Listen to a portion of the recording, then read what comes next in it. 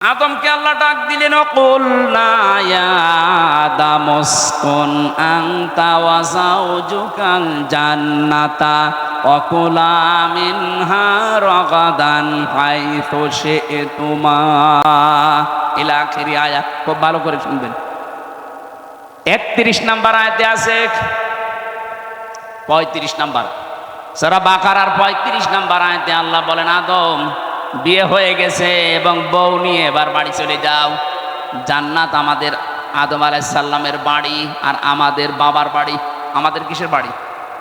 তার মানে আয়াত থেকে প্রমাণ পেলাম বিয়ে করে বউ নিয়ে বাবার বাড়ি যাওয়া লাগবে। আর আমরা অনেক মানুষ এমন আছি বিয়ে করে ঘর জামাই থাকি না। এলাকায় সব নেই? এই ঘর জামাই আছেন কার? হাত তোলেন তো। একজু এলাকা ঠিক আছে। না না, আমি হাসতে বলি ভাই, এতগুলো মানুষের ভেতরে একটা ঘর জামাই একটা পেলাম শুধু। আলহামদুলিল্লাহ, ভালো তো।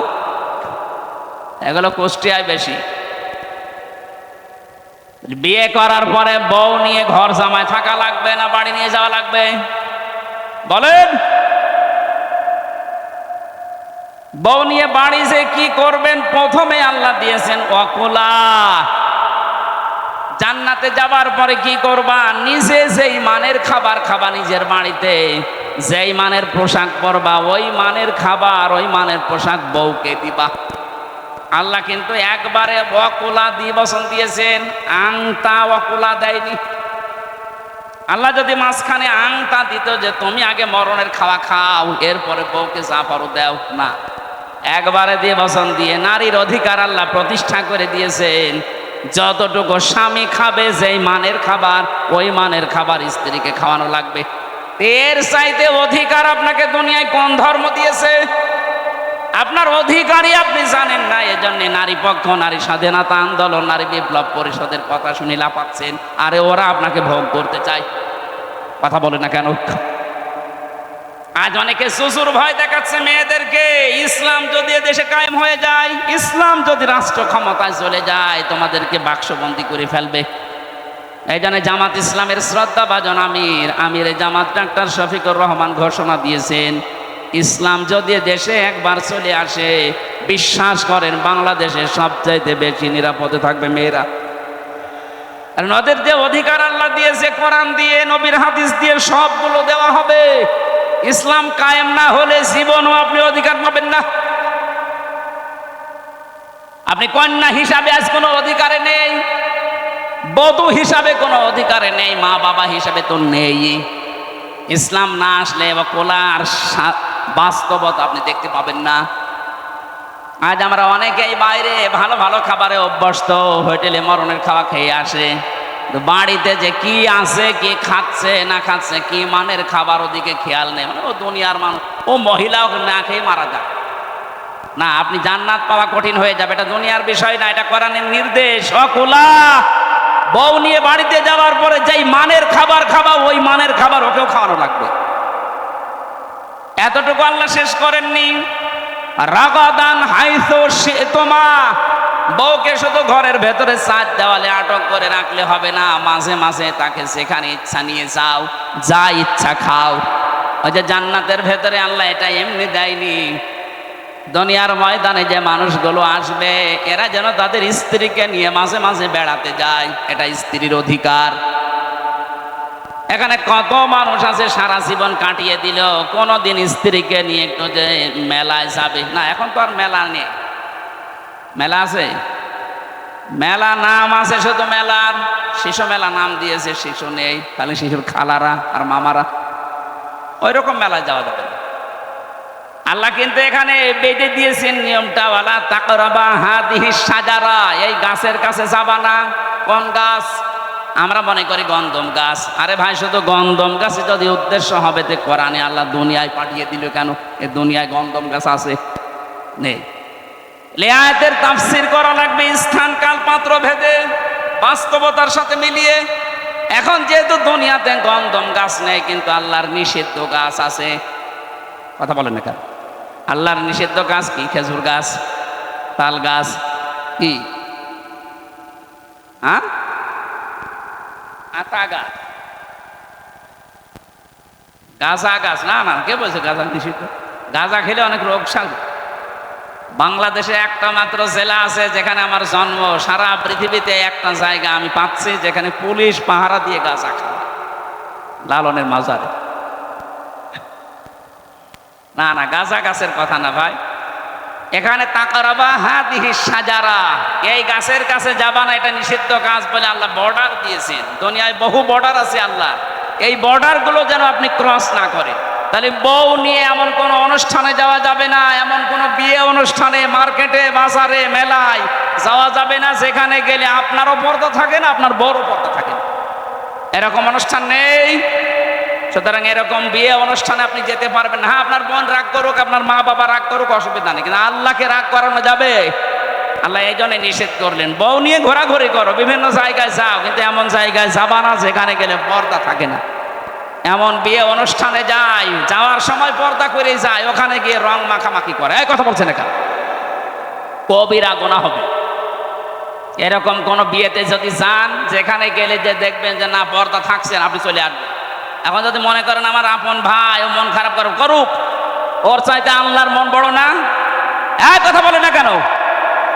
এই জন্য বউ নিয়ে ঘরের পরিবেশে থাকা বলতে, ঘরে যেমন জানলা আছে, দরজা আছে, ভেন্টিলেটর আছে, এরকম একটা পোশাক পরে নিয়ে যাবেন বাইরে, এটা তার অধিকার ছিল। আমাদের আদি পিতা আদমকে আল্লাহ শিক্ষা দিয়েছেন, বউ নিয়ে শুধু ঘরের ভেতরে থাকবা, ওরে বেড়াতে নিয়ে যাও।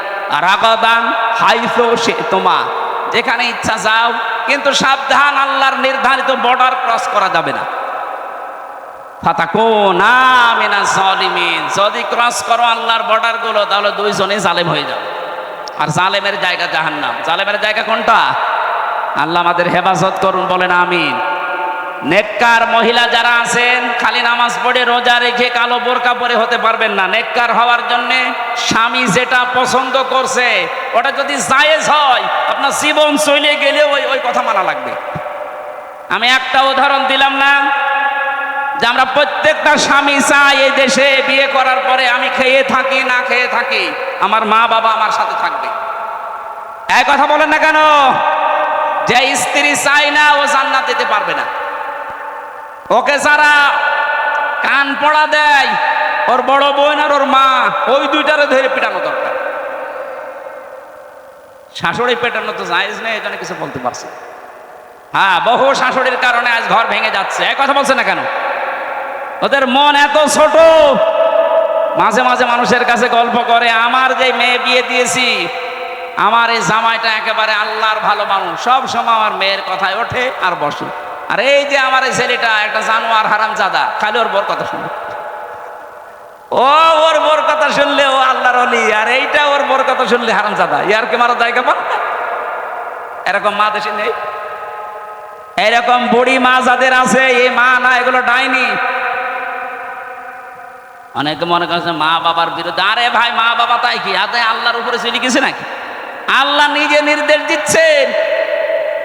সম্মানিত মা বোনেরা, এই জন্য শ্বশুর আর শাশুড়ি যারা আছেন, আপনার অত্যাচারের কারণে যদি কোনো পুত্রবধূ দুনিয়ায় কষ্ট পায়, আপনি হাসি সাহেব হন, নামাজ পড়েন, তাহাজ্জুদ পড়েন, সবগুলো মাঠে মারা যাবে, কবুল হবে না।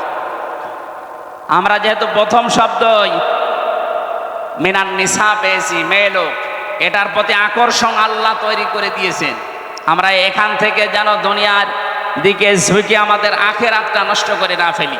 আজ আমাদের মোবাইলে, বিশেষ করে মোবাইল, কম্পিউটার, টেলিভিশন, এগুলোর দ্বারা মেয়ে লোকের যে সমস্ত অবান্তর জিনিসপত্র চলছে, এইগুলোর দ্বারা হাজারো নামাজি, এমনকি আল্লাহওয়ালা মানুষও আমরা ধ্বংস হয়ে যাচ্ছি। কথা বলেন না কেন? আমি একটা ফতোয়া বলছি, শোনেন। যেইটা আপনার সামনে দেখলে, নিজে নিজে দেখলে আনন্দ লাগে, আর অন্য কেউ দেখে ফেললে আপনার লজ্জা লাগে, ওই রকম জিনিস মোবাইলে রাখা হারাম। এরকম কিছু মোবাইলে যদি থাকে, এই মুহূর্তে ডিলিট করবে। যেটা নিজে নিজে দেখলে আনন্দ পান, অন্য কেউ দেখে ফেললে আপনার লজ্জা লাগে, এরকম কিছু যদি থাকে, সে নাটক হোক, সিনেমা হোক, অলঙ্ক নাচ হোক, এখনই ডিলিট করা লাগবে।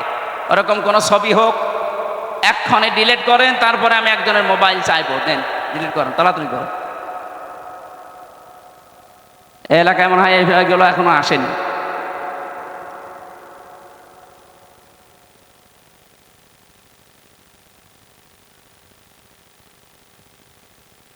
এটা একটা পরীক্ষার জায়গা। পৃথিবীতে কেউ হয়তো দেখে না, কিন্তু একজন এমন আছে, তিনি আমার সব খবর, চোখের পলক পর্যন্ত তিনি টের পান। কথা বলেন ঠিক কিনা? যাদের পরকীয়া প্রেম চলছে, ওদের এই নাম্বারগুলো এখন ডিলিট করে দেন। যদি মুখস্থ করে রাখেন নাম্বার, 10 দিন আপনি কল দেবেন না, দেখবেন নাম্বার ভুলে গেছেন, নাকি মনের খাতায় লিখে রেখেছেন। যাদের বান্ধবী আছে, বান্ধবীর নাম্বারে কল, ওই মহিলার সাথে কথা বলা যায় যাচ্ছে, যেই মহিলার সাথে আপনার বিয়ে করা হারাম, ওই মহিলার সাথে ওই আনন্দ সারে একেবারে মোলায়েম কণ্ঠ দিয়ে কথা বলা জায়েজ নেই, যার সাথে বিয়ে জায়েজ আছে। 14 জন মহিলার নাম পেয়েছি, এই মহিলাগুলোর সাথে আপনি দেখা করতে পারেন, কথা বলতে পারেন। তার ভেতরে মা, কি বললাম বলেন বলেন, দুধ মা, ফুফু, খালা, নিজের মেয়ে, ভাইয়ের মেয়ে, বোনের মেয়ে, নিজের পুত্রবধূ, এরকম 14 জন মানুষের নাম সূরা নেসার ভেতরে এসেছে। আপনি যদি এদের সাথে মোবাইলে কথা বলতে চান, সামনাসামনি বলতে চান, কথা বলতে পারবেন, কিন্তু মুখমণ্ডল, হাতের কবজি আর পায়ের পাতা খোলা রাখা, বাকি শরীর ঢেকে রাখা লাগবে।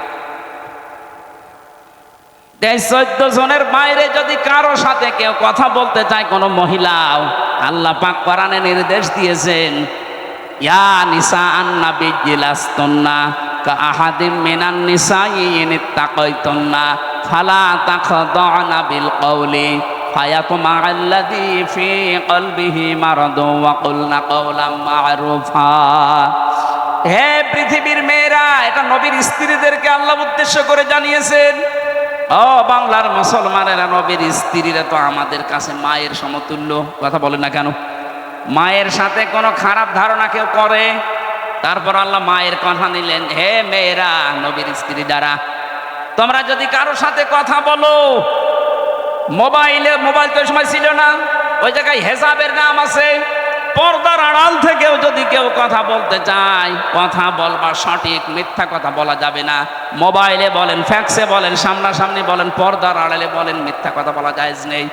সত্য কথাই বলবেন, কিন্তু ভাষা করবেন রুক্ষ সূক্ষ্ম, রাগ ঝাল দিয়ে কথা বলবেন।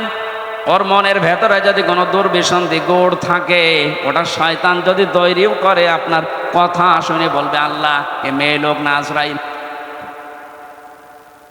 আর যদি নায়িকার মতো আপনি শুরু করেন মোলায়েম কণ্ঠ দিয়ে, ওর অন্তরের ভেতরে শয়তান বিষ তৈরি করবে, মুনাফিকে তৈরি করবে, শেষ পর্যন্ত আস্তে আস্তে দেখা যাচ্ছে জেনার দিকেও চলে যেতে পারে। কথা বলেন ঠিক কিনা? আল্লাহ আমাদের এই পারিবারিক জীবনে এই গোনাটা অনেকের হয়ে যাচ্ছে, আমাদেরকে যেন আল্লাহ বাঁচান, বলেন আমিন। মেয়েরা কথা বলবে কোন আওয়াজ দিয়ে, কোন কণ্ঠস্বর দিয়ে, আল্লাহ তাও কোরআনে দিয়ে দিয়েছেন। মেয়ে লোকের ব্যাপারে সতর্ক করছি বারবার এই কারণে, কারণ 100 জনের আমার যতটুকু ধারণা দেখতে পাচ্ছি, পারিবারিক জীবনে দেখেছি, জেলখানায় 100 জনের 60 জন শুধু এই স্বামী স্ত্রীর গন্ডগোলের কারণে জেল খাটতেছে। এই জন্য আমরা সতর্ক থাকি এ বিষয়। ওরা যেহেতু বাঁকা হাড়ের তৈরি, একেবারে সোজা করতে গেলে ছাতা ভেঙে যাবে। এই জন্য যেভাবে চলতে চায় ওইভাবেই ওদের কাছ থেকে কাজ হাসিল করা লাগবে। আর ওদের ব্যাপারে খুব সতর্ক। আপনি ওদের আনন্দের জন্য, মনোরঞ্জনের জন্য, ওদের সুখে রাখার জন্য যদি বাম হাতের ইনকাম করেন, আপনার এই পাপের টাকা ওরা ভোগ করার জন্য 2 পায়ে খাড়া আছে, কিন্তু এই পাপ বহন করার জন্য কেউ রাজি না। কথা বলেন না কেন? সুতরাং সিন্ডিকেট করে যারা মালের দাম বাড়িয়ে দিচ্ছেন, এই সিন্ডিকেট যারা করে তারা আল্লাহর কাছে জালেম। এই জুলমের কারণে যে গোনা, এই গোনার জন্যে আপনার স্ত্রীকে বলেন, তোমার কারণে তোমাকে সুখে রাখার জন্য, আনন্দে থাকার জন্য আমি একটু সিন্ডিকেট করি, এর জন্য যে পাপ হয়, গোনা হয়, তুমি তো ভোগ করতে রাজি আছো। বলবে না, তোমার এই টাকা ভোগ করতে আমি রাজি আছি, কিন্তু পাপ ভোগ করার জন্য আমি রাজি না। সুতরাং এদের বিষয়ে যেহেতু সতর্ক বারবার আল্লাহ আমাদেরকে কোরআনে করেছেন। সূরা তাকাবুনের ভেতরে এদের নাম দিয়ে আল্লাহ সতর্ক করেছেন। সূরা মুনাফিকের ভেতরে আল্লাহ এদের নাম দিয়ে সতর্ক করেছেন, সাবধান, আল্লাহর জিকির যেন তোমার স্ত্রীর কারণে ভুলে যেও না। আল্লাহর জিকির মানে আল্লাহর আইন। আমি সহ যারা আছে এরকম পাগলামি করছি, ওদের জন্যে বাবা শাহজালাল সব হালাল বলে আমি উপায় করে যাচ্ছি। আমার এই অবৈধ সম্পদ, অবৈধ টাকা পয়সা ওরা ভোগ করার জন্য রাজি আছে, কিন্তু ওই মানুষগুলো আমার পাপ ভোগ করার জন্য কেউ রাজি না। কথা বলেন ঠিক কিনা? আল্লাহ এই পাগলামি যেন আমরা না করি, বলেন আমিন। 2 নাম্বার, আল্লাহ সন্তানের নাম দিয়েছেন, এরাও তোমাদের কাছে আকর্ষণীয়। 7টা জিনিসের নাম দিতে দিতে আল্লাহ শেষে জানিয়েছেন, যালিকা মাতাউল হায়াতিদ দুনিয়া। হে পৃথিবীর মানুষেরা, যত সুন্দরী হোক, যত সুন্দরী হোক, যত আনন্দের সন্তান হোক, যত মায়া মহব্বতের সন্তান হোক, এগুলো সব কিন্তু দুনিয়ার সাথে সম্পৃক্ত। দুনিয়া শেষ, তোমার সাথে ওর সম্পর্ক কাট হয়ে যাবে। যেন ওদের পেছনে পড়ি আমি আল্লাহর আখিরাত ভুলে যেও না। আল্লাহু ইনদাহু হুসনুল মাব, আমার কাছে উত্তম জিনিস আমি রেখে দিয়েছি।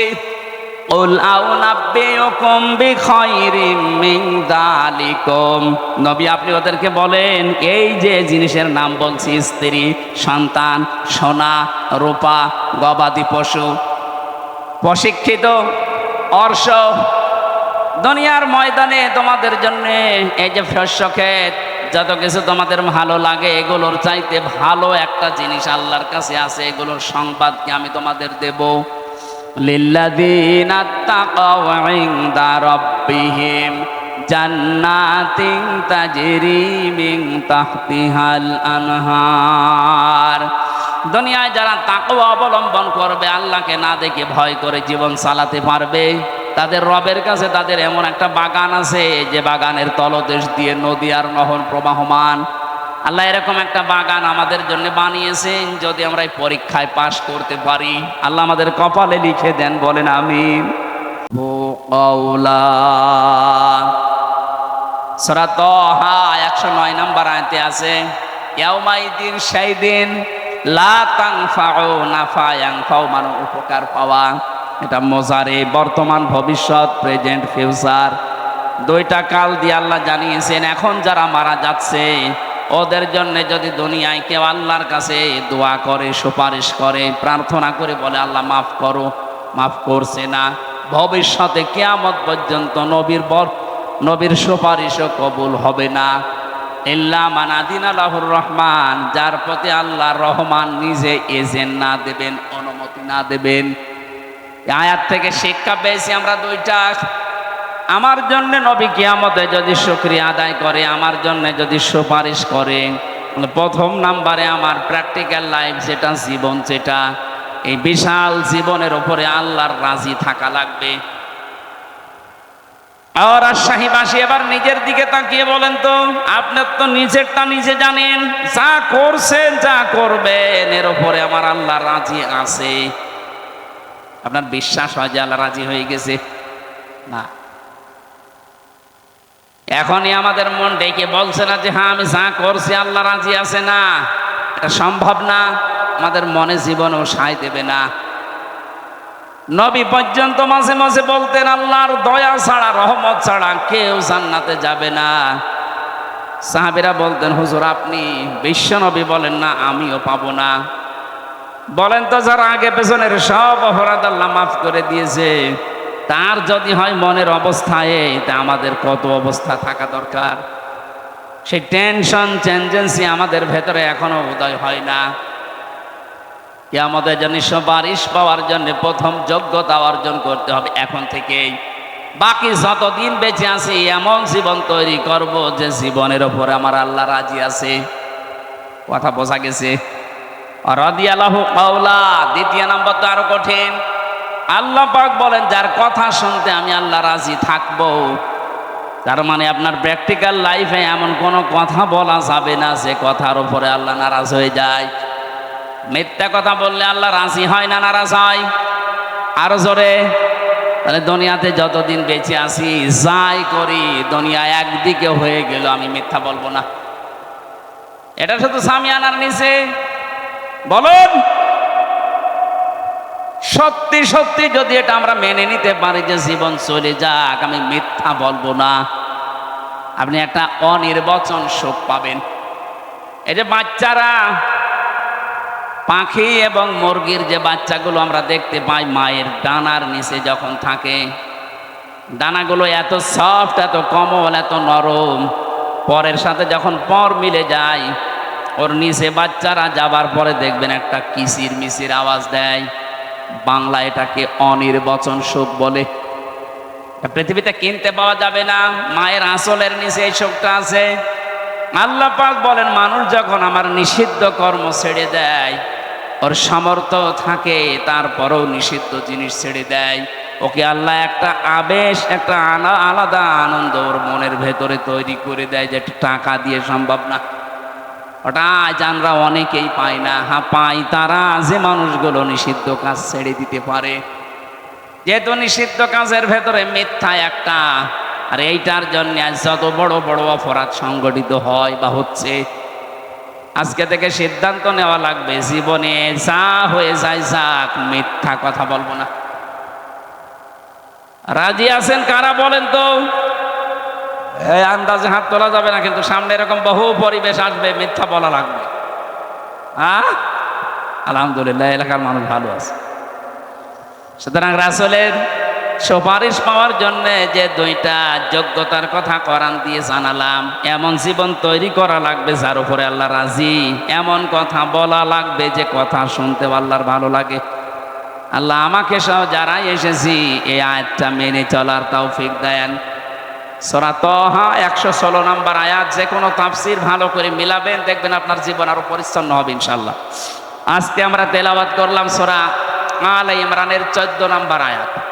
গুরুত্বপূর্ণ একটা বিষয় আল্লাহ আমাদেরকে নাড়া দিয়েছে, যেহেতু আমরা মত্ত আছি এই দুনিয়ার জীবন নিয়ে, তাদেরকে আল্লাহ শোনাচ্ছে।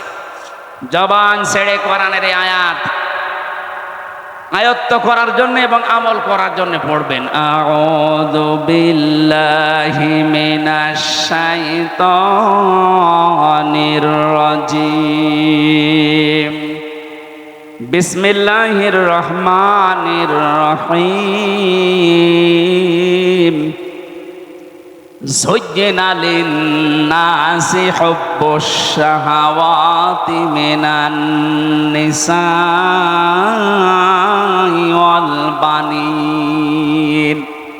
এই দুইটা শব্দ থাক, একেবারে নিস্তব্ধ হয়ে শুনবেন। যত চেষ্টা করবেন বোঝার জন্য কোরআনের আয়াত, তত তাড়াতাড়ি আপনাকে আল্লাহ হেদায়েত দেবে। আল্লাহ পাক বলেন, যুয়্যিনা লিন-নাস, আমি মানুষের কাছে সুশোভিত করে দিয়েছি, আকর্ষণীয় করে দিয়েছি, আমি পাগল পারা বানিয়ে দিয়েছি মানুষের জন্য এই দুনিয়াতে 7টা জিনিসকে। কয়টা? আরো জোরে বলেন। 1 নম্বরেই যুয়্যিনা লিন-নাসি হুব্বুশ শাহাওয়াতি, মানুষের কাছে ভালোবাসা, মায়া, মহব্বত এবং সুশোভিত, আকর্ষণীয়, এগুলো তৈরি করে দিয়েছি। 1 নম্বরে মিনান নিসা, মেয়েদেরকে, মেয়ে লোকের প্রতি আল্লাহ পাক মানুষের জন্য, পুরুষ মানুষের জন্য একটা আলাদা আকর্ষণ, মায়া, মহব্বত, এগুলো তৈরি করে দিয়েছেন। কে বলছেন বলেন তো? এটা দেওয়ার পরে বলছেন এটা একটা পরীক্ষা। আমার প্রশ্ন হচ্ছে, পরীক্ষা এইটা, এটা তো পরীক্ষা যখন শুরু হবে ওই সময় প্রশ্নপত্র দেবে, অথচ পরীক্ষা এখনো শুরু হবে মরণের পরে। আগে আল্লাহ আমাদেরকে প্রশ্নপত্র ফাঁস করে দিয়েছেন। ফাঁস করা প্রশ্ন পাওয়ার পরে পরীক্ষা দিয়ে যদি আমি ফেল করি, তা আমার মতো ছাত্র আর দুনিয়ায় আছে? আমি কয় নাম্বার? 83 নাম্বার। এক ছেলে এসে ডাকছিল, কাঁদছে, হেডমাস্টারের কাছে বলছে, স্যার এই যে আমার ব্যাগ আমার কাঁধের ওপরে, আমার হাতে পেন্সিল আছে, আমি যে পজিশনে দাঁড়িয়ে আছি আপনি দেখতে পাচ্ছেন, হয় ছুটি দেন নাই আমি গেলাম। হেড স্যার চিন্তা করছে যে কায়দায় আছে, ছুটি দিলেও পালাবে, না দিলেও দৌড়ে দেবে। এই তোরে ছুটি দেবো, দাঁড়া, তোর রোল নাম্বার কত? 82। 82 মানে ক্লাসে ছেলে মেয়ে কয়টা? 82টা। 82টা ছেলে মেয়ে ক্লাসে, ওর রোল নাম্বার 82। ওর খুব ভালো ছাত্র, ওর জীবনের কোনো উদ্দেশ্য আছে? ওর শুধু বাবা মার ভয়ে আসে আর এই টাঙ্কি মেরে চলে। আমাদের অবস্থা যেন এরকম না হয়ে যায়। প্রশ্নপত্র হাতে পাওয়ার পরও যদি আপনি ফেল করেন, আমার মনে হয় আপনি শুধু ফেল না, যেখানে ছিলেন ওখান থেকে আপনাকে আরো নিচে নামানো হবে। আমার কথার অর্থ বোঝেননি ভাই? একটা ছেলে রেজাল্ট বেরিয়েছে ক্লাসে, বাবার কাছে এসে বলছে আব্বা রেজাল্ট বেরিয়েছে। রেজাল্ট বেরিয়েছে, কাঁদিস কেন? কথা বলছে না। কাঁদিস কেন? কথা বলছে না। যে থাপ্পড় দিয়েছে বলছে আব্বা কাঁদি এই কারণে, ফেল করেছিলাম না, ফেল করলে তো ওই ক্লাসে থাকতে পারতাম, ছিলাম 5-এ, নামিয়ে দিয়েছে 3। আমার এখন 5-এ উঠতে 2 বছর লাগবে। তা আমরা প্রশ্নপত্র কিন্তু পেয়ে গেলাম সেই কিয়ামতে এটা হবে, অথচ এখনই পেয়ে গেছি। এরপরেও যদি আমরা দুনিয়ায় ফেল করে বসি, তা আমার মতো এরকম অগা, এরকম দুর্বল ছাত্র আর দুনিয়ায় নেই। 1 নম্বরে আল্লাহ আমাদের কাছে আকর্ষণীয়, সুশোভিত করে দিয়েছে, মায়া মহব্বত ভালোবাসা তৈরি করে দিয়েছে মেয়েদের। এখান থেকে সবচাইতে বড় পরীক্ষা এটা সামনে আমাদের প্রত্যেকের জন্য। নবীজি ইন্তেকালের আগে জানিয়েছেন, এই পৃথিবীতে আমি 2টা জিনিস আমার উম্মতের জন্য ভয়ঙ্কর রেখে গেলাম পরীক্ষার বস্তু। 1 নম্বরে মেয়ে লোক, 2 নম্বরে জমি জায়গা। আপনি আজ আদালতের দিকে তাকান, আমি তো 3টা বছর জেলে থেকে দেখেছি অধিকাংশ মামলাগুলো হয় মেয়ে লোক নিয়ে, না জমি জায়গা নিয়ে। কথা বলছে না কেন? যেহেতু এটা প্রথম পরীক্ষা আমাদের জীবনে। আল্লাহ রাব্বুল আলামিন নিজে জানিয়েছেন লিন্নাসি হুব্বুশ শাহাওয়াতি মিনান নিসা। এই যে লাম শব্দটা এখানে আছে, এটা মরা মানুষের জন্য না, জীবিত মানুষদের জন্য লাম ব্যবহার করা হয়। জীবিত যত পুরুষ মানুষ দুনিয়ায় আছে এদের জন্য আমি আকর্ষণীয়, সুশোভিত করে দিয়েছি, ভালোবাসা মহব্বত ঝুঁকে পড়ার বস্তু হিসাবে তৈরি করে দিয়েছি আমি আল্লাহ 1 নম্বরে মেয়েদেরকে। এটা শুধু আজকে এখন থেকে না, যেদিন তৈরি হয় হযরতে আদম আলাইহিস সালাম, ওই দিন থেকে এটা চলে আসতেছে। হযরতে আদম বিশাল জান্নাতে ছিলেন, অথচ তার এত নিয়ামতের ভেতরেও শান্তি লাগে না। তার মনের অবস্থা আল্লাহ বুঝতে পারলেন, ঘুম দিয়ে দিলেন চোখে। তিনি ঘুমিয়ে আছেন, বাম পাজরের হাড় একটা বের করে আল্লাহ সুন্দর একটা মেয়ে লোককে বানিয়ে তার বাম পাজরে রেখে দিলেন। এ পৃথিবীতে যে 4 জন মহিলার জীবনী পড়ে আমি সব চাইতে সুন্দরী পেয়েছি, তার ভেতরে হযরতে হাওয়া 1 নাম্বার।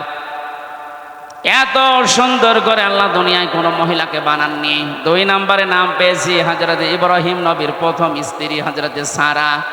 3 নম্বরে জুলেখা। 4 নম্বরে মুহাম্মদুর রাসূলুল্লাহর ছোট মেয়ে হযরতে ফাতেমাতুজ জাহরা রাদিয়াল্লাহু তাআলা আনহা। এত সুন্দর করে আল্লাহ দুনিয়ায় কোনো মেয়ে লোককে বানাননি, কিয়ামত পর্যন্ত আর বানাবেন বলে আমরা পাইনি। 1 নম্বরে যার নাম বললাম তিনি আমাদের আদি মাতা হযরতে হাওয়া। হযরতে আদম ঘুম থেকে ওঠার পরে দেখলেন, একদিকে তাকালেন, 2 নম্বরে ধরতে গেলেন। আল্লাহ বলেন তাকানো যাবে না, ধরাও যাবে না। হযরতে আদম ডাক দিয়ে বলে রব্বুল আলামিন তাকানো যাবে, ধরাও যাবে, কি করলে সেই বুদ্ধি দেন। আমাদের এই পৃথিবীতে যারা যুবক আমরা আছি, আমরা জানি আপনি ফরজ গোসলের কয়টা ফরজ জিজ্ঞাসা করবেন, ওর পেটে বোম মারলেও বলতে পারবে না। অথচ বিয়ে করা যে ফরজ ও জানে, জানে না? গোসলের ফরজ কয়টা জানে না, বিয়ে করা ফরজ এটা জানে। মেয়েদের প্রতি আকর্ষণ এটা আল্লাহ তৈরি করে দিয়েছেন। বিশ্ব নবী নিজে জানিয়েছেন, আর দুনিয়া কুল্লুহা মাতাউন ওয়া খায়রু মাতাউদ দুনিয়া ইমরাতুস সালিহাহ। পৃথিবীর সব কিছুই সম্পদ, আমি নবী মুহাম্মদুর রাসূলুল্লাহর কাছে উত্তম সম্পদ হচ্ছে আল্লাহওয়ালা মেয়ে মানুষ। আল্লাহওয়ালা মেয়ে মানুষ কোনটা? যেটা 5 ওয়াক্ত নামাজ পড়ে, রোজা রাখে, আর কালো বোরকা পরে থাকে, নাকি? না। সম্মানিত মা বোন যারা এসেছেন একটু স্থির হয়ে শোনেন, আপনাদেরকে বলছি, নবীজির ভাষায় আল্লাহওয়ালা মেয়ে মানুষ ওইটা যেই মেয়ে লোক তার স্বামী তার দিকে তাকালে সে স্বামীকে আনন্দ দেয়, খুশি করে, যেভাবেই হোক, হয় কথাবার্তার আচার ব্যবহার, দরকার হয় কাঁথো দেবে। মুরব্বী মানুষের তো এসব দরকার নেই। 2 নম্বরে নবীজি জানিয়েছেন, স্বামী যেটা পছন্দ করে ওটা যদি জায়েজ হয়, অবশ্যই নেককার স্ত্রী যারা তারা ওইটা পছন্দ করবে। দুঃখের বিষয়, মনে বড় বড় দুঃখ নিয়ে বলছে, হাজারো মানুষের মোবাইল পাওয়ার কারণে 100 জনের 95 জন মহিলা এই দেশে চায় না স্বামী যেটা পছন্দ করে ওইটা। আমি নিজে স্বামী, আমি সহ যত স্বামী এখানে বসে আছে, মা বোন যারা এসেছেন বিভিন্ন জায়গায় আমাদেরকে ভিডিওর মাধ্যমে দেখতে পাচ্ছেন, এখানে যত স্বামী আছে আমি তো কোরআন সামনে নিয়ে বলছি, প্রতিটি স্বামী এইটা চাই যে বিয়ের পরে আমার মা বাবা যেন আমার সাথে থাকে। এই কথা বলে না কেন? 100 জনের 95টা বউ এটা চাই না। আরে বউটা চাই না কেন? ওকে বারবার কান পড়া দেয় ওর মা আর ওর বড় বোন। আমি কি বেশি বলে ফেললাম? না না, বেশি হয়নি, কম হয়ে গেছে। 100টার 95টা বাড়িতে এই অবস্থা, অথচ নামাজ পড়ে, রোজা রাখে, কালো বোরকা পরে ঘরে, ও মনে করে আমি জান্নাতে যাব না। যাবে কি? আরে জান্নাত কিসে? আপনার স্বামী যেটা পছন্দ করেছিল ওটা তো না জায়েজ না, ওটা তো জায়েজ কাজ। 25-30 বছর পর্যন্ত আমার পেছনে আমার মা বাবা শ্রম দিল, আর তুমি 2 দিন এসেই খালি বলো আলাদা হন আলাদা হন। এরকম ছোট মনের বউ আছে কার বাড়ি? হাত তোলেন তো।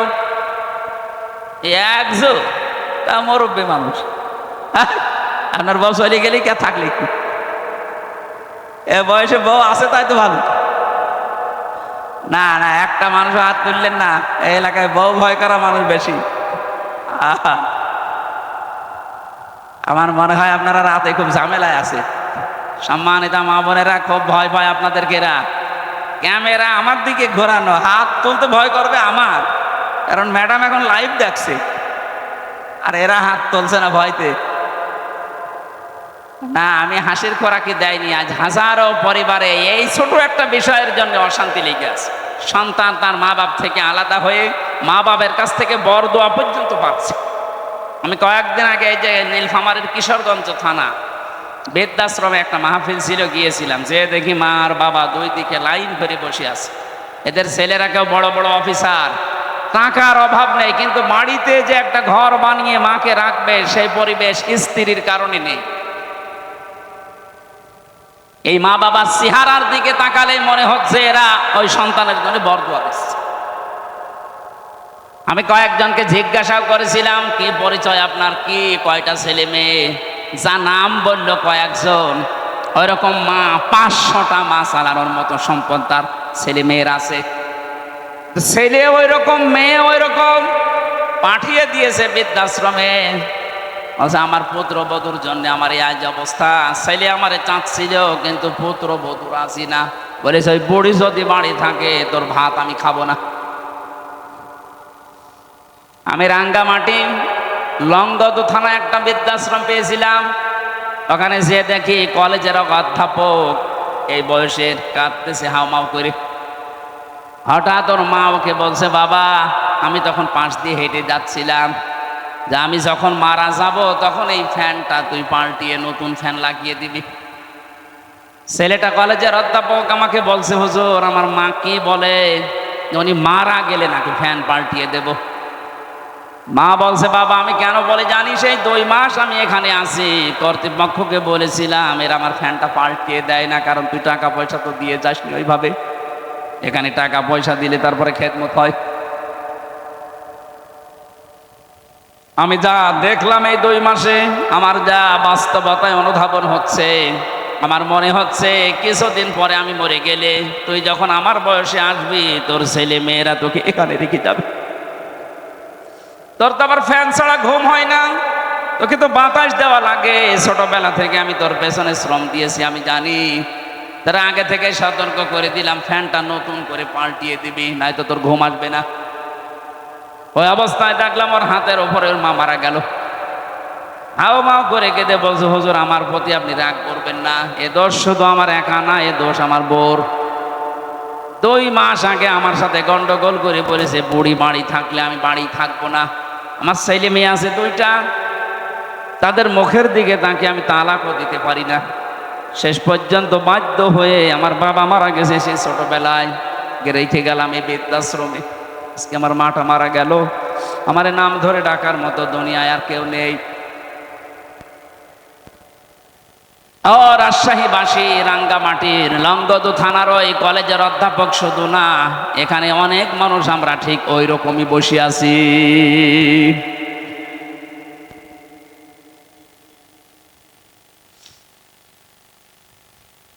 হযরত আদম আলাইহিস সালামকে আল্লাহ ডাক দিয়ে বলেছিলেন, সাবধান, তাকানো যাবে না, ধরাও যাবে না।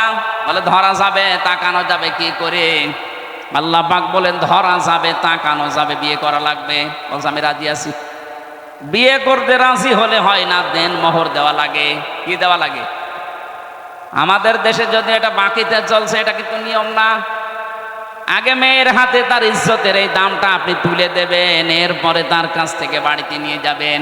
হযরত আদম আলাইহিস সালাম বলেছিলেন আল্লাহ দেন মোহর দেব কি দিয়ে? নবী মুহাম্মদুর রাসূলুল্লাহর উপরে 10 বার দরুদ শরীফ পড়ো। 10 বার দরুদ শরীফ পড়ার পরে এবার বিয়ে শেষ। فقد قال الله تعالى في كلامه المجيد وبرهانه التوحيد أعوذ بالله من الشيطان الرجيم بسم الله الرحمن الرحيم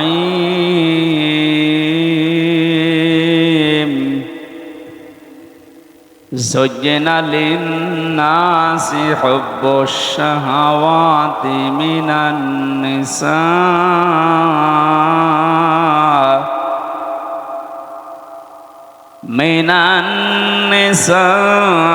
والبنين والقناطير المقنطرة من الذهب والفضة والخيل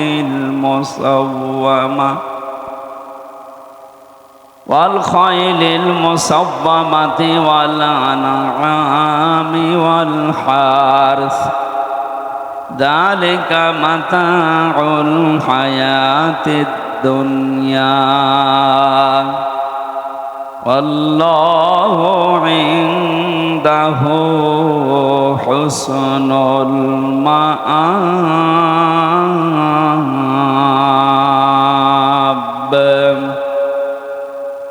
صدقت يا ربنا اللهم صل على محمد وآله وصحبه وبارك وسلم الحمد لله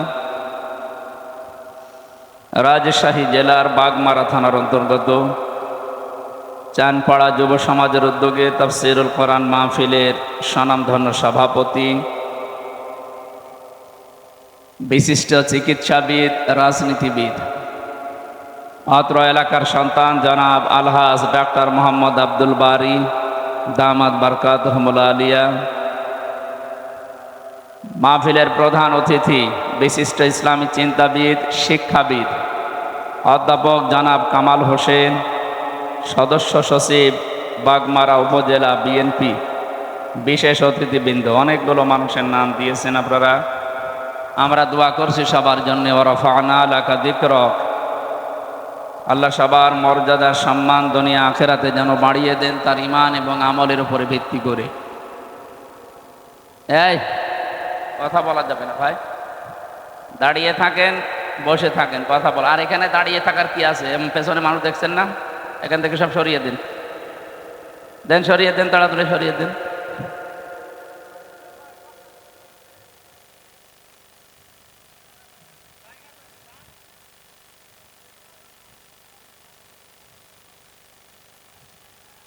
সামনে বসা মুসলমান ভাইরা, পর্দার আড়ালের সম্মানিতা মা এবং বোনেরা, প্রাণপ্রিয় রাজশাহীবাসী, আল্লাহর দরবারে শুকরিয়া জানাচ্ছি যিনি কোরআনের জন্য দিনের বেলায় হাজারো ব্যস্ততা ছিল, আমাদের সব বাদ দিয়ে কোরআনের একটা আয়াত বোঝার জন্য আমাদেরকে এই ময়দানে নিয়ে এসেছে। এটা একটা ক্লাস চলছে এখন। ক্লাসে যেভাবে স্যাররা ক্লাস নেন, আমরাও একটা ক্লাস নেব কোরআনে কারিমের একটা আয়াতের উপরে। আল্লাহ যেন আমাদেরকে কাঙ্ক্ষিত মানের যেগুলো দরকার আমাদের প্র্যাকটিক্যাল লাইফে ওই কথাগুলো মেনে চলার এবং আমল করার তৌফিক নসিব করেন, আমিন। ইয়ারফাউল্লাহুল্লাযীনা আমানু মিনকুম ওয়াল্লাযীনা উতুল ইলমা দারাজাত। সূরা মুজাদালা 11 নম্বর আয়াতের মাঝের অংশে আল্লাহ জানিয়েছেন আমি আল্লাহ মর্যাদা বৃদ্ধি করি এই দুনিয়ায় দুই প্রকার মানুষের, এক নম্বরে যারা ঈমান আনে, দুই নম্বরে যারা জ্ঞান পায়। সুতরাং দুনিয়াতে যাদের ঈমান আছে তাদের মর্যাদা দিন যত যাবে, আর যারা এলেম পেয়েছে, জ্ঞান পেয়েছে, এই মানুষগুলোকে আল্লাহ দিনের পর দিন সম্মান মর্যাদা দুনিয়া এবং আখেরাতে বাড়াতেই থাকবে। এখানে যারা পোস্টারে যাদের নাম দিয়েছেন অবশ্যই তাদের জ্ঞান আছে, নয়তো আপনি এখানে দিতেন না তাদের নাম। কিন্তু এই জ্ঞান অনুযায়ী যদি আমাদের কাজ না হয় তাহলে আল্লাহর দরবারে দুনিয়া আখেরাতে আমাদের মর্যাদা আল্লাহ বাড়াবেন। বহু মানুষকে আমরা দেখেছি শিক্ষা তাদের সর্বোচ্চ আছে, কিন্তু এই শিক্ষার উপরে তাদের বাস্তবে আমল নেই, কাজ নেই। এই জন্যে মানুষের অন্তর থেকে আমার আল্লাহ তাদের ভালোবাসা মহব্বত এগুলো সব দূর করে দিয়েছে। এই 15.5 বছরে এইটাই বেশি ছিল। জ্ঞানী মানুষ ছিল না দায়িত্বে তা না, বহু জ্ঞানী মানুষ ছিল, কিন্তু তারা জ্ঞান পাপী। জ্ঞান অনুযায়ী যদি কেউ আমল না করে, কাজ না করে, ওর জ্ঞান কোনোদিন ওকে এই শিক্ষা দিতে পারে না যে একটা অবৈধ জিনিস আপনি বৈধ বলে চালিয়ে দেবেন। এই 15.5 বছরে দেশে যে নির্বাচন হয়নি এটা শয়তানও জানে, কথা বলে না কেন? অথচ যিনি পালিয়ে গেছেন উনি এখন বাইরের বিভিন্ন মোড়লদেরকে, আজকে আমেরিকায় ভোট হচ্ছে, আমি গোপন কথাটা আজকে না কালকে বলবো ইনশাল্লাহ। সারা বিশ্বের বিভিন্ন মোড়লকে এখন আহ্বান জানাচ্ছে, আমি নির্বাচিত সরকার ছিলাম, আমাকে উৎখাত করা হয়েছে। এত বড় মিথ্যা কথা আপনি বলতে পারলেন একটা হাজি সাহেব মানুষ? এই 15.5 বছরে নির্বাচন হয়েছে, আপনি যদি কুকুরকেও জিজ্ঞাসা করেন ও ঘোড়ার মতো হাসবে। কি বলে? হুয়া যে তাবাকুম, আল্লাহ বলেন আমি নির্বাচিত করি। বলেন তো নির্বাচিত করার জন্য যে পদ্ধতি দুনিয়ায় আছে তার নাম আমরা বলি নির্বাচন। নির্বাচন ছাড়া নির্বাচিত হওয়া যায়? বলেন। আপনি একেবারে বিবেক দিয়ে বলবেন এই 15.5 বছরে কি আসলে নির্বাচন হয়েছে? তাহলে আপনি কি করে বলছেন যে আমি নির্বাচিত ছিলাম? নির্বাচনের আগে 154 জন হয়ে যায়, এরপরে দিনের ভোট রাতে হয়। দিনের ভোট যে রাতে হয়েছে এটার প্রমাণ আমি নিজে, আমার সাথে এক ওসি ছিল কারাগারে 3 বছর, আমারে বলছিল হুজুর এই যে নির্বাচনটা গেল, আমি দায়িত্বে ছিলাম ওই সময় ফেনী, আমি আমার লোকজন যা আছে এসআই এবং আমার এই কনস্টেবলদেরকে নিয়ে রাত 12টার পরে আরম্ভ করলাম আল্লাহর নামে ভোট কাটা। একেবারে এইভাবেই বলিস, আমি আল্লাহর নামে ভোট কাটা আরম্ভ করলাম ফজর পর্যন্ত। বাক্স পূর্ণ করে দিয়ে আমি পাঠিয়ে দিলাম, দিয়ে গোসল করলাম, ওযু করার পরে নামাজে দাঁড়ালাম। নামাজ শেষ করে বললাম আস্তাগফিরুল্লাহ, আমার এই তাওবা কি হয়েছে? বললাম তাওবা হওয়া দূরের কথা, এতে তো ভণ্ডামি হয়েছে। কারণ তাওবা কি আপনি আল্লাহর কাছে করছেন, আল্লাহর কাছে দোষ করেছেন হামজার কাছে? কথা বলছে না কেন? এ বাগমারায় 3 লাখ মানুষ আছে ভোটার, এই মানুষগুলোকে আপনি ভোট দিতে দিলেন না। দিনে হবে সেটা আপনি আগেই রাতে করে ফেললেন। যার জন্য করলেন ওই লোকটা কিন্তু আপনার এই পাপের বোঝা কিয়ামতে বহন করবে না, আপনাকে বহন করা লাগবে। আমরা তো এই দেশে তাওবাটা বুঝি না, আমরা দোষ করি একজনের কাছে, স্বীকার করি আরেকজনের কাছে। আপনি যে নামাজ পড়ে এখন ওযু করে গোসল করে আস্তাগফিরুল্লাহ পড়ছেন, আপনি কি আল্লাহর কাছে দোষ করেছেন? আপনি তো দোষ করলেন আমার মতো হামজার কাছে। আগে আমার কাছে স্বীকার করেন যে আমি এই কাজ করেছি। আমি শুধু একা না, এই 15.5 বছর এরকম বহু মানুষ হামজার মতো মারা গেছে, আপনি তাদের কাছে ক্ষমা চাবেন কি করে? সুতরাং যার জন্য যা করলেন সে যাই করে করুক, আপনি কি করলেন বলেন? আপনার দুনিয়াও শেষ, আখেরাতও শেষ আপনার। কারণ যারা জালেম এদের বিরুদ্ধে আল্লাহ নিজে মামলা দায়ের করবে। এই বাংলাদেশে 1628টা চেয়ার আছে, যারা মেন দায়িত্বে আছে। আমরা জানি পৃথিবী সাক্ষী দেবে এই 1628টা চেয়ারে যারা ছিল এরা সবগুলো জালেম, হয় জালেম না জালেমদের দোষর। জালেমদের দোষর এবং জালেম যারা এই মানুষগুলোর বিরুদ্ধে মামলা দায়ের করবে কিয়ামতে কে? সুতরাং যিনি পালিয়েছে তাকে থেকে শুরু করে এই দেশে 1628টি চেয়ারে যারাই ছিল এরা সব আল্লাহর মামলার আসামি। এরা কম বেশি জ্ঞানী ছিল না তা না, দুনিয়াবি বলেন এবং দ্বীনই বলেন, প্রত্যেকটি বিষয়ে তাদের কম বেশি তাদের জ্ঞান অবশ্যই ছিল, কিন্তু এই জ্ঞান অনুযায়ী তাদের কাজ হয়নি। কোনো জ্ঞান বলে না যে আপনি অন্যায় করেন, বলে, কিন্তু আপনি জ্ঞানটা কাজে লাগাতে পারলেন না। সুতরাং যারা জ্ঞান অনুযায়ী আমল করে না, কাজ করে না, তাদের প্রতি সৃষ্টি জগতের একটা ঘৃণা তৈরি হয়। আল্লাহ সেইটাই তৈরি করে দিয়েছে জালেমদের প্রতি। কারো সহানুভূতি দেখতে পাচ্ছি না আমি। এত মানুষ যে পালিয়ে গেল, অনেককে পিটিয়ে হত্যা করার পরে টাঙিয়ে রেখেছিল আমাদের ঝিনাইদহ কুষ্টিয়া। মানুষ দেখে তো একটু আফসোস করবে, না এটা ঠিক হয়নি, না সবাই বলছে আলহামদুলিল্লাহ। তার মানে কি করেছেন আপনি বলেন তো? আপনি জ্ঞান অনুযায়ী কাজ করেননি। সামনে যারা আসবে এরা যদি তাদের জ্ঞান অনুযায়ী কাজ না করে, তাদের প্রতি আল্লাহ সৃষ্টি জগতের ভেতর একটা ঘৃণা তৈরি করে দেবে। এক কথা বলছেন, গতকালকে থেকে হাসাও মাহমুদ সারা পৃথিবীকে খালি হাসিয়ে বেড়ায়। আন্দাজে এক কথা বলতো মানুষ হাসত, ওর কথার কোনো আগামাতা নেই। ও তো ডক্টরেট করেছে, কে ওরে ডিগ্রি দিল আল্লাহ ভালো, শয়তান দিয়েছে মনে হয়। এই লোকটা এখন বিএনপির বিভিন্ন গুণগান করছে, যা আমরা সব এক হয়ে যাব, গণতন্ত্র পূর্ণ উদ্ধার করবো। আরেক শয়তান, এই 15.5 বছর তুই কোথায় ছিলি? এ দেশটা ধ্বংস করার জন্য যে 5 জন মানুষের ভূমিকা, তার ভেতরে হাসান মাহমুদ একজন।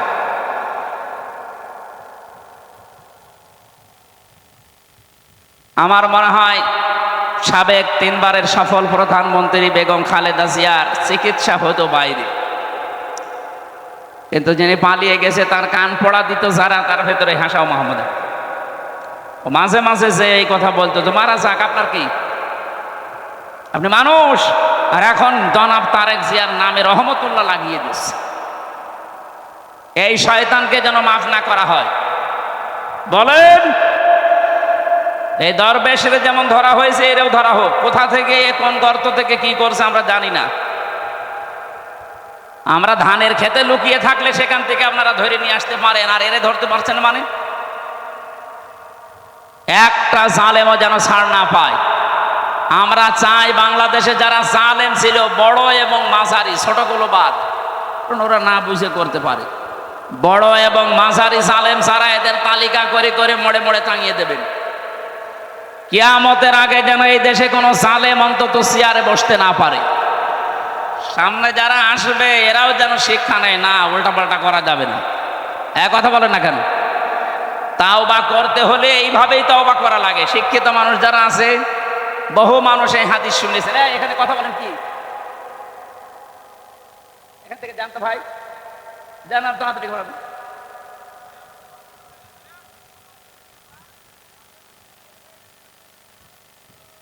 এখানে কেউ আসবেন না, এখানে যেন কেউ না আসে। আপনারা নিজেরা না শুনলে অন্তত যারা শুনতে এসেছে ওদেরকে তো শুনতে দেবেন, নয়তো বেকার ওদের টাকা পয়সা খরচ করে বাড়ি ঘর ছেড়ে এখানে আসবে কেন? এবার ডিস্টার্ব করে দেখেন, দেখেন আপনার কি করি। কথা বলবেন, এই ছেলে এদিকে দেখি থাকেন, দেখছেন না চেহারা কেমন সুন্দর লাগছে, কি গায়ে দিয়েছি। এরপরও যদি আপনি এদিক ওদিকে তাকান, জামাই জামাই লাগছে না, আর জামাই হওয়া সম্ভব না। আজকের সভাপতি ওনার জন্য দোয়া করছে, আল্লাহ রাব্বুল আলামিন তাকে যেন একটা সন্তান দিয়ে ধন্য করে। ওনার পরিবার আজকে দোয়া চাচ্ছিল আমাদের কাছে যে আমাকে আল্লাহ যেন একটা সন্তান দেন। এখানে হাজারো নেককার মানুষ এসেছে। আমাদের জাতির পিতা ইব্রাহিম আলাইহিস সালাম দোয়া করেছিলেন 84 বছর বয়সে, রব্বি হাবলি মিনাস সালিহিন, হে আল্লাহ একটা নেককার সন্তান দাও। আল্লাহ রাব্বুল আলামিন তাকে যেন একটা নেককার সন্তান দিয়ে তার স্ত্রীর কলটা পূর্ণ করেন, বলেন আমিন। আমরা কথা বলতে চাচ্ছিলাম যে এই যে ওসি সাহেবের যে তাওবা, এই তাওবাটা আসলে ভণ্ডামি প্রতারণা ছাড়া কিছু হয়নি। উনি তাওবা করছে আল্লাহর কাছে। অপরাধ করলেন আপনি আমাদের কাছে, আর আল্লাহর কাছে তাওবা করবেন মানে? এই 15.5 বছরে যারা জালেম ছিলেন, মানুষের উপরে অত্যাচার, জুলুম, নির্যাতন, আয়না ঘর বানিয়েছিলেন, গুম খুন, ইলিয়াস আলীকে আজও পাওয়া গেল না। আপনি কত বড় মানবতা বিরোধী অপরাধ এটা জানেন? ইলিয়াস আলীর সন্তান এই যে মেয়েটাকে কোলের ভেতরে নিয়ে বলছিল, ঠিক আছে আমি দেখতেছি তোমার বাবা কোথায় আছে, অথচ তাকে তখন মেরে ফেলেছে। আপনি এত বড় একটা নাটক করতে পারলেন। এই পৃথিবীতে যারা মিথ্যা কথা বলে তাদের উপরে আল্লাহ নিজে বলেন আমি লানত দান করি। সুতরাং উনি যে মিথ্যা কথা বলে বা বলেছে, এখনো বলে বেড়াচ্ছে যে আমি নির্বাচিত ছিলাম, এটা পুরা মিথ্যা কথা না? বলেন, এটা যদি নির্বাচিত হওয়ার দাবি করে তাহলে এই ওসি সাহেব কি মিথ্যা কথা বলছে? এরকম বহু ওসি এই কাজ করেছে বাংলাদেশে, কারণ পুরা প্রশাসনকে ব্যবহার করেই তারা টিকেছিল। ডক্টর মোহাম্মদ ইউনূস এটা বুঝতে পেরেছে, এই জন্য যেই কয়জন এই জালেমকে টিকিয়ে রাখার জন্য প্রশাসনে কাজ করেছিল সবগুলোকে পাছায় লাত্তি দিয়ে খেদিয়ে দিয়েছে। তার ভেতরে ডিআইজি হাবিব একজন, এই মনিরুল একজন, এখন যেটা ধরা পড়েছে আব্দুল্লাহ আল মামুন, আর একটা পালিয়ে গেছে এই বে নজির, ওর কোনো নজির নেই, ওরে মনে হয় পিটিয়ে মারা দরকার। এই শয়তানকে জালেম একা কিচ্ছু করতে পারতো না। হ্যাঁ, দাদা বাবুদের ইশারা আছে ঠিক আছে, কিন্তু এই মানুষগুলোর সাহায্যের কারণে সে এগিয়েছে। যে জালেমগুলো এভাবে পেছন দরজা দিয়ে শুধু নাড়াচাড়া দিয়েছে, তাদের একটাকেও যেন অন্তত এদেশে শান্তিতে থাকতে দেওয়া না হয়। এরা যেমন আমাদেরকে বিনা কারণে 3 বছর 7 বছর 8 বছর কাউকে মাটির নিচে, কাউকে ফাঁসির কন্ডেম সেলের ভেতরে রেখে দিয়েছে, আমরাও চাই এদেরকে অন্তত কিছু না হলেও অর্ধেক শাস্তি দেওয়া হোক। কারণ যে অপরাধ আপনি করবেন ওই অপরাধের শাস্তি যদি দুনিয়ায় না হয় আপনার মাফ হবে না। অনেকে মনে করে আমি আস্তাগফিরুল্লাহ পড়ছি মাফ হবে না, কিসের মাফ আপনার?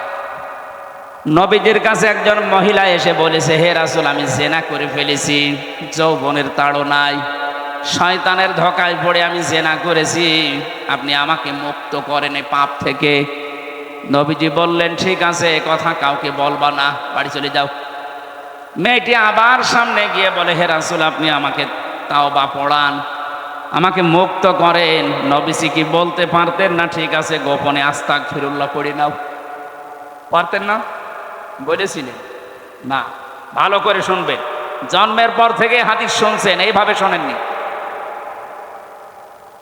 বিশ্বনবী তাকে জানালেন কাউকে বলবা না, যাও চলে যাও, বাড়ি যাও। ও আবার সামনে এসে বলে, হে রাসূল আমারে মুক্ত করেন। কিয়ামতে কঠিন ময়দানে এই বিচার ডবল করে হোক, এটা আমি চাই না, দুনিয়ায় যেন এটা সাফ হয়ে যায়। নবীজি বললেন তুমি জেনা করার কারণে গর্ভবতী হয়েছো? বলে হ্যাঁ। তাহলে বিচার এখন হবে না, আগে সন্তানটা খালাস হোক। সন্তান হবার পরে সঙ্গে সঙ্গে এসেছে, বলে হে রাসূল তাড়াতাড়ি করেন, আমার তো জীবনের গ্যারান্টি নেই কখন মরে যাই। এই পাপ নিয়ে যদি আমি দুনিয়া থেকে বিদায় নেই, কিয়ামতে আল্লাহ এটা আবার বিচার আরম্ভ করবে ডবল করে। নবীজি বললেন না, এখনই না, একটা সন্তানের 2 বছর পর্যন্ত দুধ দেওয়ার অধিকার থাকে তার মায়ের। কয় বছর? না ঠিক আছে, 2 বছর তোমার বুকের দুধের অধিকার আছে তোমার সন্তানের, কিন্তু এই দায়িত্বটা টাকা পয়সা দিয়েও যদি পালন করা লাগে তাহলে করা লাগবে বাবার। দুধ খাওয়ানোর দায়িত্ব কার? মায়ের মানে বাবার মানে, মায়ের মানে বাবার মানে, কয়বার কয় কথা বলছেন? একবার বল। হ্যাঁ, বাবার। কোরআনে কারিমে আল্লাহ দিয়েছেন লিমান আরাদা আন ইউতিম্মার রাদা। এখানে যারা আরবি গ্রামার বোঝে, শব্দটা মুযাক্কার, পুরুষবাচক শব্দ। আল্লাহ পাক বলেন এই দায়িত্ব দিয়েছি আমি আল্লাহ বাবাদেরকে। যেহেতু বাবাদের ওই সিস্টেম নেই, এই কারণে মারা ওই দায়িত্ব পালন করে। মা যদি বলে আমি করব না, তার গুনাহ হবে না। কি কথা বুঝতে না? এটা আমার মনে হয় মাইকে না বলা ভালো ছিল। এখন যদি আবার দুধ খাওয়ানো বন্ধ করে দেয় সাথে আমরা এখন মুসিবতে পড়ব, কারণ আমাদের তো আর মেশিন পত্র নেই। কথা বলে না, মুসিবত হয়ে যাবে না? হ্যাঁ, ওরা যদি এখন বলে যে না এ দায়িত্ব যাতে এতদিন জানতাম না, এখন জানলাম যে পুরুষের, ও সাথে আমরা এ কষ্ট করে আর দেবো না। কি কষ্ট একটা সন্তানকে দুধ খাওয়ানো, প্রত্যেক দিন কমপক্ষে 7 থেকে 8 বার করি। বিজ্ঞান এখন জানিয়েছে, কি চিকিৎসা বিজ্ঞান, যে প্রতিবার যদি 1 পোয়া করেও হয়, কমপক্ষে 2 বছরে 36 মণ দুধ খাওয়ানো লাগে। অথচ মায়ের ওজন মাত্র 1 মণ। কথা বলে না, 1-1.5 মণ ওজন তার, সেখান থেকে 36 মণ দুধ এক একটা সন্তানের জন্য আল্লাহ বের করেন। হ্যাঁ, মায়েরা যারা এ কাজ করেন তাদের অনেক বেনিফিট আছে সামনে। এক ফোঁটা দুধের জন্য আপনি একটা নফল রোজা রাখার সওয়াব পাবেন। বিশ্বনবী জানিয়েছেন, সন্তান দুনিয়াতে আসার পরে যদি তার মুখের ভেতরে এক ফোঁটা দুধ আপনি দিতে পারেন, একটা মরা মানুষ জিন্দা করে দিলে যে সওয়াব হয়, ওই সওয়াব মায়ের আমল নামায় আল্লাহ লিখে দেন। এটা আমাদের ভাগ্যে নেই, আল্লাহ আপনাদেরকে দিয়েছেন। আপনি যদি পালন করতে না চান আপনার গোনা হবে না, কিন্তু দায়িত্ব আপনার। আপনি না চাইলে গোনা নেই। বাবা যদি বলে যে হ্যাঁ আমি তোমাকে 2 লাখ 5 লাখ টাকা দেবো, তাও দুধ খাওয়াও, আপনাকে তাও দেওয়ার অধিকার আমাদের আছে, কিন্তু সেই সমর্থ তো অনেক বাবার নেই। এই জন্য আপনারা দয়া করেন, আপনারা দয়া করে যান, মনে করবেন এই আয়াত জানতাম। 2 বছর পরে মেয়েটা এসেছে, হে রাসূল তাড়াতাড়ি করেন, আমারে মুক্ত করেন। বিশ্ব নবী ছেলেটাকে এক সাহাবীর আন্ডারে দিয়ে দিলেন। সাহাবীদেরকে বললেন এই মহিলাকে মাটির ভেতরে গেড়ে দাও, দূর থেকে পাথর নিক্ষেপ করো। খুব ভালো করে খেয়াল করে মিলান, বাংলাদেশের সাথে হাদিসটা মিলবে। চারিদিক থেকে যখন পাথর আরম্ভ হয়েছে, হযরতে খালিদ ইবনে ওয়ালিদ বলেন আমি এমন জোরে একটা পাথর নিক্ষেপ করলাম, পাথরটা মেয়েটার নাকের ওপরে লাগার পরেই ফিনকি দিয়ে রক্ত আমার শরীরের ভেতরে লেগেছে। আমি বরদোয়া দিলাম, ভৎসনা দিলাম, সি এনা পাক মহিলার রক্ত আমার মতো মানুষের গায়ে লাগলো। বিশ্ব নবী এটা শোনার পরে বললেন থামো, কথা বলবা না। আমি নবী, তুমি নবী না। আমি যা দেখি তুমি দেখতে পাও না, আমি যা জানি তুমি তা জানো না। আমি নিজে দেখতে পাচ্ছি এই মহিলার যে তাওবা, এর যে অনুশোচনা এবং এর যে কার্যকারিতা, অপরাধ মাফ করাতে যে পদ্ধতিটা বেছে নিয়েছে, আল্লাহ যে পদ্ধতি দিয়েছেন জেনার শাস্তি ওইটাও দুনিয়ায় নিয়ে গেল। ওর এই তাওবাটা আল্লাহ এত বেশি পছন্দ করেছে, কোন জালেমও যদি এইভাবে তাওবা করে আল্লাহ তারেও মাফ করে দেবেন। রাজশাহীবাসী খালি সুবহানাল্লাহ পড়ে শেষ করা যাবে না, এখান থেকে কিছু নেওয়া লাগবে। নবীজি কিন্তু তাকে বলতে পারতেন মহিলা গোপনে আস্তাগফিরুল্লাহ পড়ে নাও, যাও তোমার মাফ হয়ে যাবে, পারতেন না বলতে? বলেন না কেন? বলেন না। তিনি 3-3 বার ফেরত দিয়েছিলেন, কেউ যেন না জানে, তাহলে আল্লাহ তোরে মাফ করে দিত। মহিলা বারবার বলছে আমার মুক্ত করেন, আমি কিয়ামতে এই বিচার আমি আর দেখতে চাই না। আল্লাহর নবী তখন ঠিক যেভাবে বিচার ইসলামে আছে করে দিলেন। সুতরাং এই 15.5 বছরে যারা গমের সাথে, খুনের সাথে, যারা মানুষের চাঁদাবাজির সাথে, চুরির সাথে, মানুষকে বিনা কারণে মিথ্যা মামলা দিয়ে হয়রানি করার সাথে, ধরিয়ে দেওয়ার সাথে, বিনা কারণে মানুষকে জেল খাটানোর সাথে, ঘর বাড়ি থাকতে দিতেন না, আয়না ঘরের সাথে যারা জড়িত, তারা যদি এখন শুধু আস্তাগফিরুল্লাহ পড়ে হাসাও মাহমুদের মতো হবে না, ওর শাস্তি পাওয়া লাগবে আগে। যে যেই ধরনের অপরাধী তাকে ওই ধরনের শাস্তি। ইসলামী নিয়ম যেহেতু দেশে এখনো কায়েম হয়নি, সরকারি যে নিয়ম আছে দেশে ওই নিয়মে তার শাস্তি দেন। কথা বলেন না কেন? 10 পয়সা পরিমাণে কেউ যদি সম্পদ চুরি করে, ও যদি অভাবে না করে স্বভাবে করে, তাহলে তার হাত কেটে দেওয়ার নিয়ম।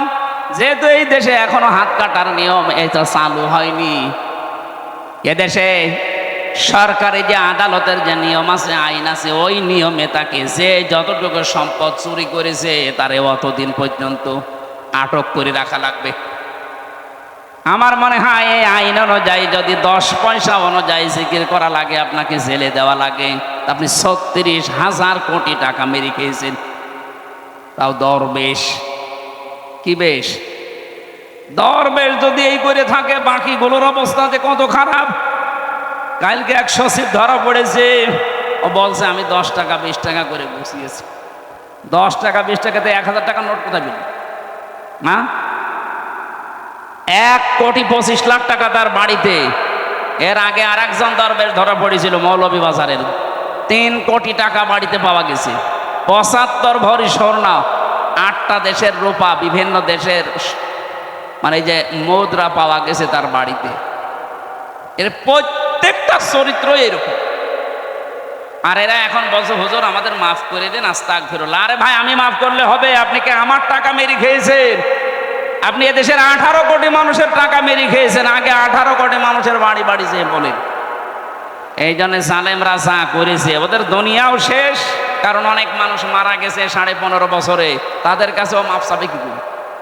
এই কথা বলেন না কেন? না আমরা যেন আমাদের কপালে আবার ওরকম আগুন না লাগাই।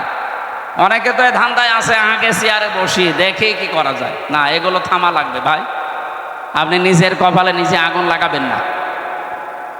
জালেমদের বিরুদ্ধে আল্লাহ নিজে যখন মামলা দেবে, উনি নিজেই বিচারক, নিজেই মামলার বাদী। আপনার তার মানে জাহান্নাম ছাড়া উপায় নেই। আল্লাহ তুমি আমাদেরকে এই রকম অবস্থা থেকে বাঁচাও, বলেন আমিন। আমি আবার রিপিট করছি বিষয়টা, যারা এরকম অপরাধ করেছেন যদি মনে করেন বড় হুজুর দিয়ে আস্তাগফিরুল্লাহ পড়িয়ে নিলে মাফ হয়ে যাবে, না, বিষয়টা ঠিক না। আপনি ভুল পথে আছেন। আর যারা এগুলো করাচ্ছে তারা আপনাকে প্রতারণায় স্বীকার করাচ্ছে। আপনি এই মুহূর্তে নবীর ওই সাহাবিয়ার মতো আমার মনে হয় তাওবা করে যদি পবিত্র হয়ে মুক্ত হয়ে যেতে পারেন, আপনার জীবনটাই কিছু পাবে। আর যদি এইভাবেই মারা যান, মরণের পরে আল্লাহ আপনার এই পাপের জন্য, কেউ যদি গুমের সাথে জড়িত থাকে, কেউ যদি আয়না ঘরের সাথে জড়িত থাকে, কেউ যদি মানুষকে বিনা কারণে মিথ্যা মামলা দিয়ে আটক করায়, এই পাপের সাথে জড়িত থাকে, নাকি এই পাপ দুনিয়া ছিল না? বলেন, সারা বাংলাদেশে কোনো পাপ যদি নাও থাকে, এই পাপটা ছিল। আন্দাজে মিথ্যা মামলা দিয়ে তারা বছরের পর বছর জেল কাটিয়েছে। কত মানুষকে 15.5 বছর বাড়িতে পর্যন্ত থাকতে দেয়নি, ধানের খেতে, বাঁশের খেতে, বিভিন্ন জায়গায় মানুষগুলো থাকতো। আপনি এই অপরাধের জন্য আস্তাগফিরুল্লাহ পড়বেন, আল্লাহ মাফ করে দেবে, তাহলে ওর প্রতি অবিচার হবে না? আল্লাহ কি অবিচার করে? বলেন বলেন।